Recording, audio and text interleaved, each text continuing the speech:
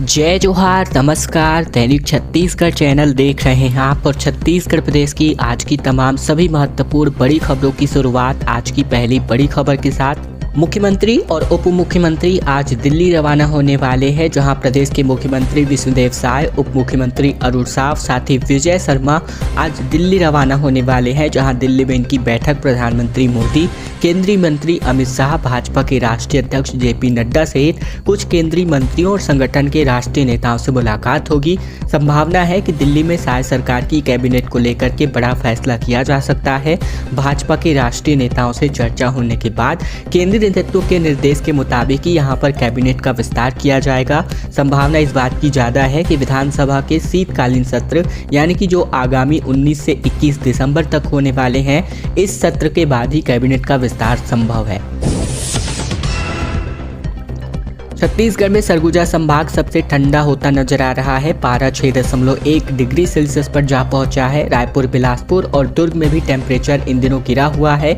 सर्दी से अब बात करें तो यहाँ पर हालाकान परेशान आम नागरिक नजर आ रहे हैं। छत्तीसगढ़ में धीरे धीरे ठंड बढ़ती जा रही है। रायपुर, बिलासपुर और दुर्ग समेत प्रदेश के बाकी जिलों में भी रात के तापमान में काफ़ी गिरावट आई है।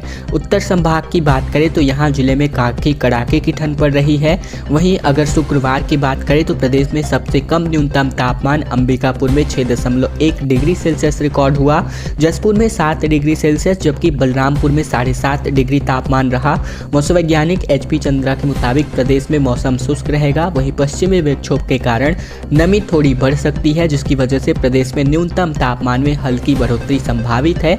अधिकतम तापमान में कोई खास बदलाव के आसार नहीं है। प्रदेश के कई जिलों में कड़ाके की ठंड पड़ रही है। सरगुजा में रात का तापमान 6.1 डिग्री सेल्सियस रहा, तो वहीं जसपुर में रात का न्यूनतम तापमान 7 डिग्री सेल्सियस, बलरामपुर में 7.5, कोरिया में 6.5। इसके अलावा बात करें कोरबा की तो न्यूनतम तापमान 10.5 के आसपास, रायपुर और मुंगेली में 11.5 और साथ ही सरगुजा संभाग के कुछ जिलों की बात करें जैसे कि मैन पाट में तो ठंड की वजह से ओस की बूंदें जम रही हैं।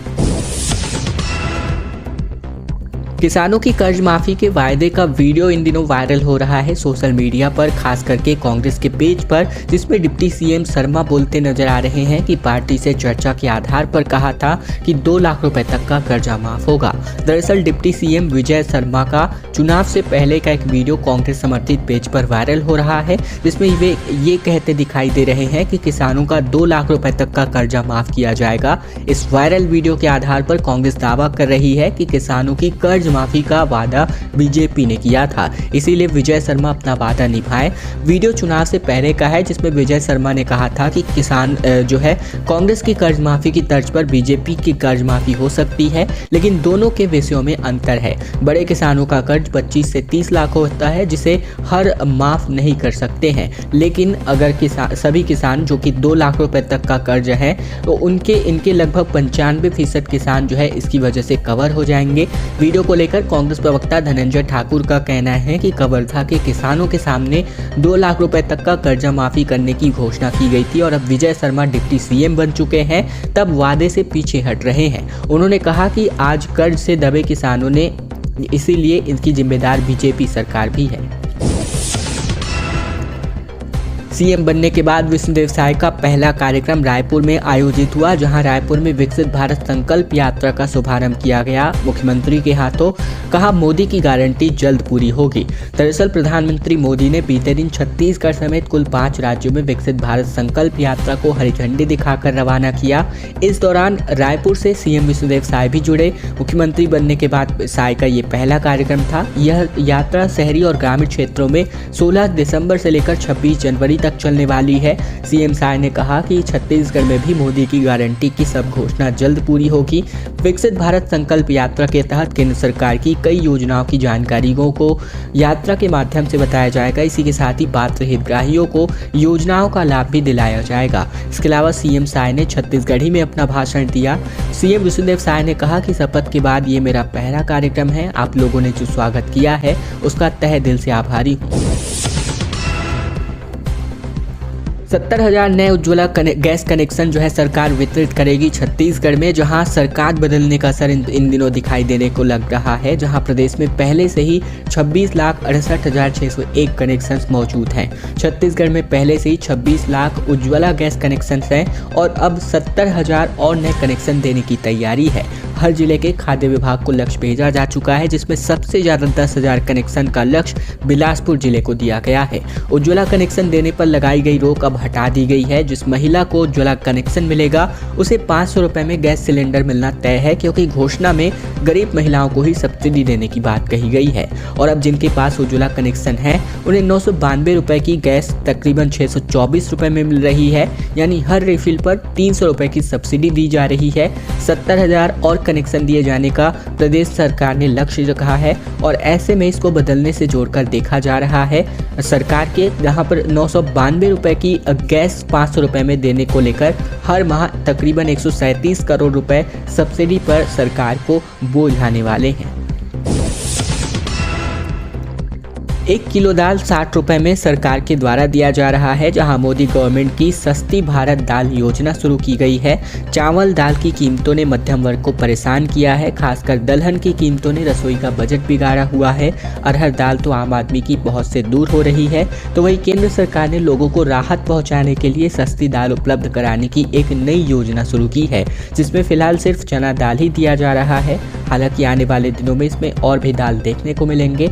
बाजार में चना दाल की कीमत 80 रुपये किलो है, लेकिन भारत दाल योजना के तहत यह 60 रुपये प्रति किलो के भाव पर दिया जा रहा है। दाल बेचने वाले शहर के अलग अलग जगहों पर जाकर इसको अपने वाहनों के माध्यम से बेचते हैं, जहां उपभोक्ता मामले में खाद्य एवं सार्वजनिक वितरण मंत्रालय भारत सरकार द्वारा यह योजना उपलब्ध कराया जा रहा है।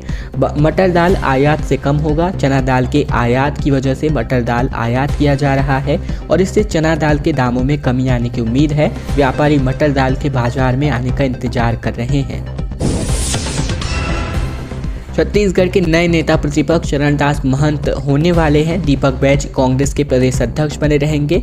केसी वेणुगोपाल ने इसका आदेश जारी कर दिया है। छत्तीसगढ़ विधानसभा के पूर्व अध्यक्ष डॉक्टर चरणदास महंत को विधानसभा में कांग्रेस के विधायक दल का नेता और नेता प्रतिपक्ष चुन लिया गया है। पार्टी के राष्ट्रीय महासचिव केसी वेणुगोपाल ने ये आदेश जारी किया है।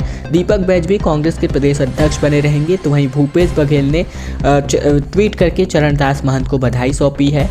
रायपुर में 13 दिसंबर को कांग्रेस के विधायक दल की बैठक संपन्न हुई थी और इस बैठक में राष्ट्रीय कोषाध्यक्ष अजय माकन और प्रदेश प्रभारी कुमारी सैलजा ने भी कांग्रेस विधायकों के साथ रायशुमारी की थी। बैठक के बाद माकन ने बताया था कि विधायकों ने नेता प्रतिपक्ष तय करने की जिम्मेदारी राष्ट्रीय अध्यक्ष मल्लिकार्जुन खड़गे को सौंपी है। ग्रामीण डाक विभाग के कर्मचारियों की हड़ताल लगातार जारी है, जहां अपनी 7 सूत्री मांगों को लेकर के कर्मचारी अड़े हुए हैं। अखिल भारतीय ग्रामीण डाक सेवक संघ के बैनर तले कर्मचारियों की हड़ताल जारी है। नाराज कर्मचारियों का कहना है कि जब तक उनकी 7 सूत्री मांगे पूरी नहीं हो जाती तब तक वे काम पर वापस नहीं लौटेंगे। कर्मचारियों के हड़ताल पर जाने की वजह से पोस्ट ऑफिस का काम प्रभावित हो रहा है। कर्मचारियों का कहना है कि उनसे 4 घंटे कहकर तकरीबन 8 से 9 घंटे तक काम कराया जा रहा है। केंद्र सरकार को चाहिए कि वो ग्रामीण डाक सेवक संघ की मांगों को पूरा। धरने पर बैठे कर्मचारियों की मांग है कि उन्हें अगर 8 घंटे काम में लिया जा रहा है तो उन्हें 8 घंटे का वेतन दिया जाए। पेंशन का लाभ भी उन्हें मिलना चाहिए। ग्रामीण डाक कर्मचारी जब से रिटायर होंगे तब उन्हें केवल 1.5 लाख रुपए ही मिलते हैं। इतने कम पैसों में किसी का बुढ़ापा कैसे बीतेगा, इसको लेकर भी कर्मचारियों ने अपनी मांगे रखी है। कर्मचारियों ने सरकार से कमलेश चंद्र कमेटी की सिफारिशों को पूरा करने की मांग की है। कर्मचारियों का कहना है कि अगर उनकी मांगे मान ली जाती है तो वे मन लगाकर काम भी करेंगे। अपराध करना पाप है, कानून हमारा बाप है, ये कहते हुए महिलाओं की शिकायत के बाद रायपुर पुलिस ने एक्शन लिया और बदमाशों को पकड़कर यही कहते हुए जुलूस निकाला। दरअसल रायपुर में बदमाशों का हौसला तोड़ने के लिए पुलिस गिरफ्तारी कर अपराधियों का जुलूस निकाल रही है। राजधानी के टिकरापारा थाना इलाके की कई महिलाओं ने बढ़ती गुंडागर्दी को लेकर एसएसपी को ज्ञापन सौंपा था और सख्त एक्शन लेने की मांग की थी, जिसके बाद टिकरापारा पुलिस ने शाम होते होते अलग अलग इलाकों से 7 बदमाशों को पकड़कर उनका जुलूस निकाला। सभी बदमाश तरुण बाजार, जोगीनगर, ईश्वर नगर, नहरपारा, साथ ही सुमित नगर इलाके में गुंडागर्दी करते हुए पकड़े गए। इनसे स्थानीय लोगों से भी परेशानी होती है और इस बात की खबर लगते ही पुलिस ने कुछ ही घंटों के भीतर बदमाशों को दबोचा। इन्हें हथकड़ी पहनाकर पूरे सड़क पर इनका जुलूस भी निकाला गया। राम विचार नेताम प्रोटेम स्पीकर के पद पर अपनी शपथ लेने वाले हैं। राजभवन में राज्यपाल विश्वभूषण हरिचंदन शपथ पद की ग्रहण दिलाएंगे, जहां पर शपथ ग्रहण के बाद मुख्यमंत्री और उप मुख्यमंत्री आज जो है दिल्ली रवाना होने वाले हैं। दरअसल बीजेपी ने वरिष्ठ विधायक राम विचार नेताम को प्रोटेम स्पीकर के पद की जिम्मेदारी सौंपी है, जहां राज्यपाल उन्हें इस पद की शपथ दिलाएंगे। नेताम के शपथ ग्रहण समारोह में मुख्यमंत्री विष्णुदेव साय, उप मुख्यमंत्री विजय शर्मा और अरुण साव के अलावा भाजपा विधायक और राजभवन के अधिकारी कर्मचारी उपस्थित रहेंगे।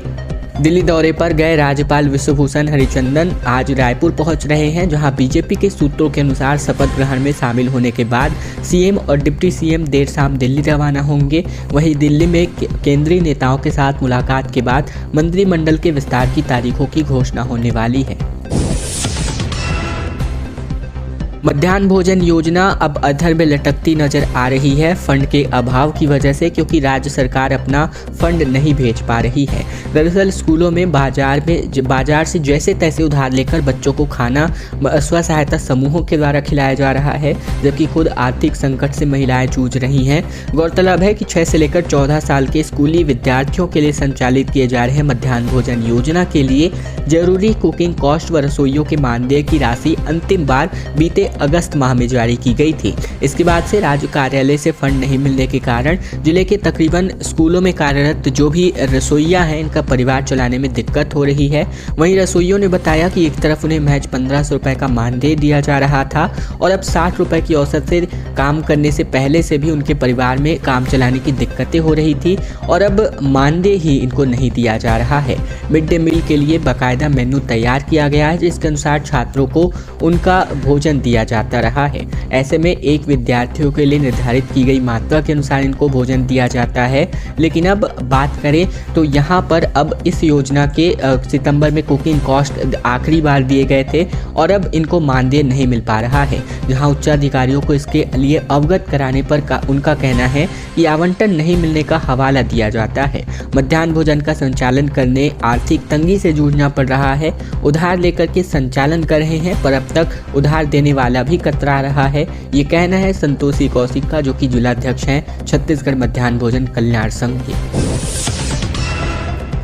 सफाई के लिए खरीदी गई 48 लाख की 2 मशीनें, जो कि रायपुर शहर में इनका ट्रायल जारी है। 1 घंटे में तकरीबन 1.5 टन कचरा कलेक्ट करने की कैपेसिटी इन मशीनों की है।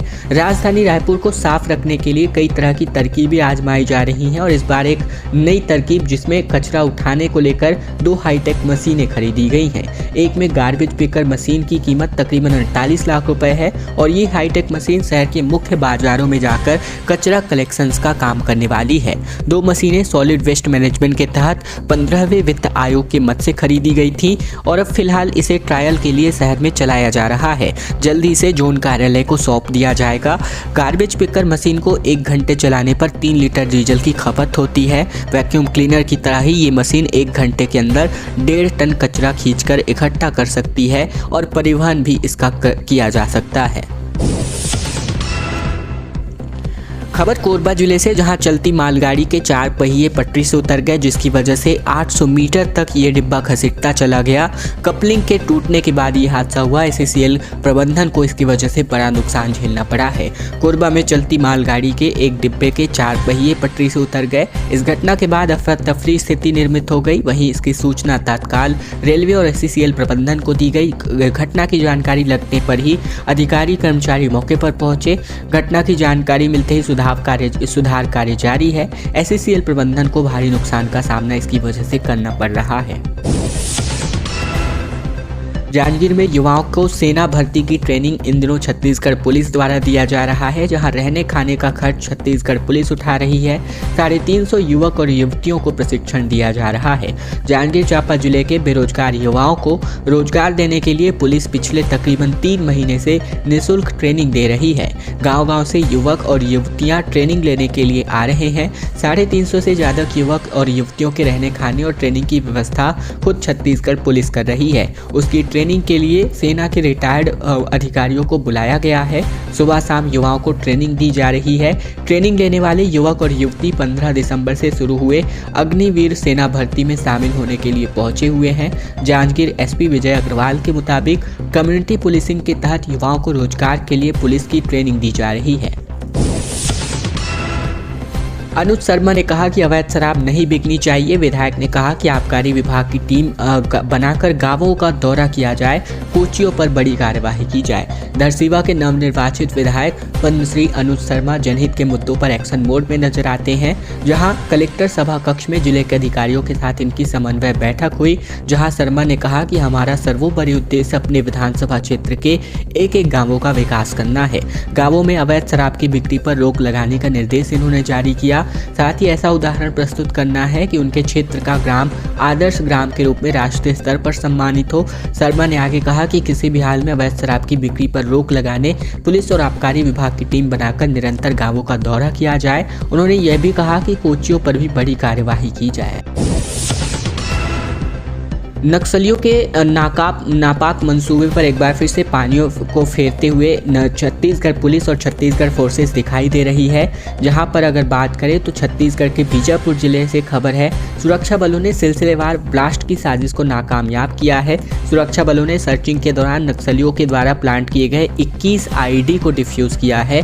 मिली जानकारी के मुताबिक नक्सलियों ने सीरियल ब्लास्ट के इरादे की वजह से पालनार और सावनार की सड़क पर अलग अलग जगहों में 21 आईडी प्लांट किए थे और नक्सलियों ने पेड़ की छांव के नीचे प्रेशर बम जो है प्लांट किए थे, ताकि गश्त के दौरान जब जो सुरक्षा कर्मी है पेड़ की छांव लेने के लिए अगर रुकते हैं तो नीचे आए तो बम यहाँ पर जो है फट जाए, ब्लास्ट हो जाए।